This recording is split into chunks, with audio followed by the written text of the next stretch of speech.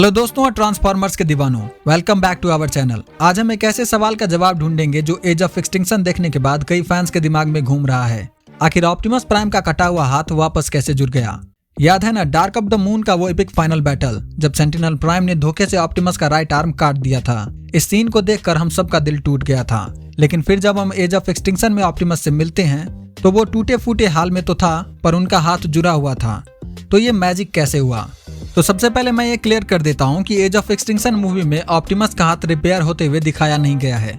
जब cat eager को Optimus एक पुराने थ्रेटर में मिलता है तब उनका हाथ पहले से ही अपनी जगह पर था। हाँ, वो बुरी तरह से डैमेज था, एक मिसाइल उसके अंदर फंसी हुई थी, बट हाथ जुड़ा हुआ था। तो इसका मतलब साफ है, जो भी रिपेयर हुआ है वो डार्क ऑफ द मून और एज ऑफ एक्सटिंक्शन के बीच के टाइम में हुआ था। तो आखिरकार ये किया किसने?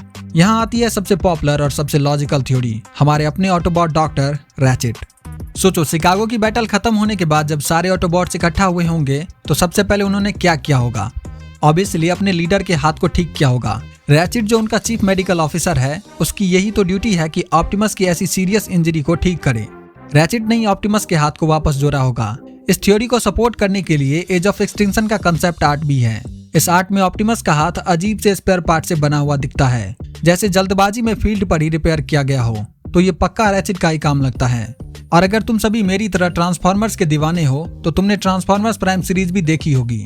इसमें भी जब प्रेडाकिंग के साथ फाइट करते टाइम अल्ट्रा मैग्नस का हाथ टूट जाता है तब रैचेट ही स्पेयर पार्ट्स का यूज करके अल्ट्रा मैग्नस के हैंड को ठीक करता है। एक और छोटी सी थ्योरी ये भी कहती है कि शायद ट्रांसफॉर्मर्स अपने कटे हुए लिम्स को खुद ही वापस जोड़ सकते हैं। ऐसा पहले हमने कभी किसी लाइव एक्शन मूवी या फिर ट्रांसफॉर्मर्स प्राइम एनिमेटेड सीरीज में तो देखा नहीं है, बट मे भी हो सकता है कि ऑप्टिमस ने भी कुछ ऐसा ही किया हो। लेकिन रैचेट वाली थ्योरी ज्यादा सॉलिड लगती है। तो फिर अब तुम बोलोगे कि केट ईगर ने क्या किया? तो देखो, जब केट को ऑप्टिमस मिला तो वो स्टेटिस मोड में था, यानी एक तरह से बेहोश। उस पर सिमेट्री विंड और लॉकडाउन ने हमला किया था, जिसकी वजह से उसकी हालत बहुत खराब थी। केट जो एक इन्वेंटर था, उसके अंदर फंसी मिसाइल को निकाला और जरूरी रिपेयर्स किया ताकि ऑप्टिमस वापस होश में आ सके और ट्रांसफॉर्म हो पाए। तो केट ने उसे जिंदा किया, उसका कटा हुआ हाथ नहीं जोड़ा, वो काम पहले ही हो चुका था। तो इन शॉर्ट सेंटिनल ने हाथ काटा, रैचेट ने डार्क ऑफ द मून के बाद उसे जोड़ दिया और केट ने एज ऑफ एक्सटिंक्शन में आके ठीक करके वापस ऑप्टिमस को एक्शन में लाया। तो कैसा लगा तुम्हें ये ब्रेकडाउन? अगर तुम्हारे पास भी कोई और थ्योरी है तो नीचे कमेंट्स में जरूर बताना। वीडियो पसंद आया तो लाइक करो, दोस्तों के साथ शेयर करो और चैनल को सब्सक्राइब करना मत भूलना। मिलते हैं अगली वीडियो में एक और अमेजिंग टॉपिक के साथ। तब तक के लिए कीप रोलिंग।